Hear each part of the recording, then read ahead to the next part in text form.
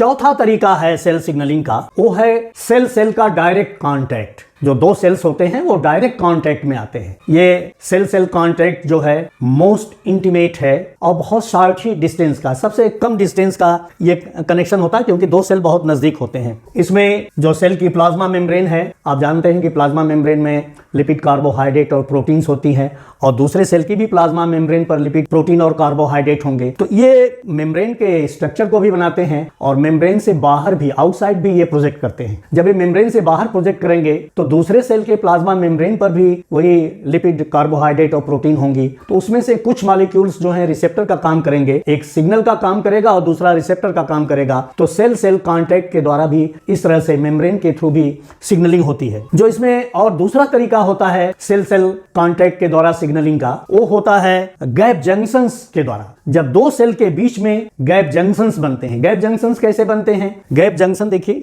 ये एक सेल है और ये दूसरा सेल है, ये कनेक्शंस हैं। कनेक्शंस एक ट्रांसमेम्ब्रेन प्रोटीन होती है।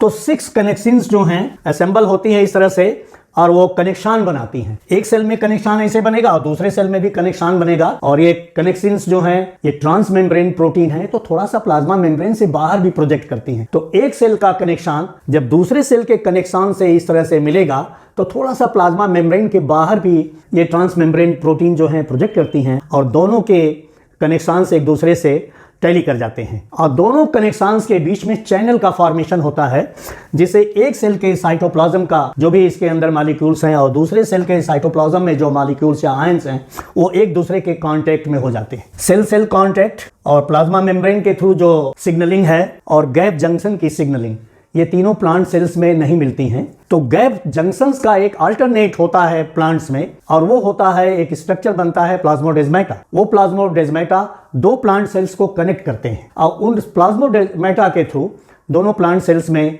जो मॉलिक्यूल्स हैं या आयंस हैं वो एक दूसरे के कांटेक्ट में आते हैं और सिग्नल प्रोवाइड करते हैं।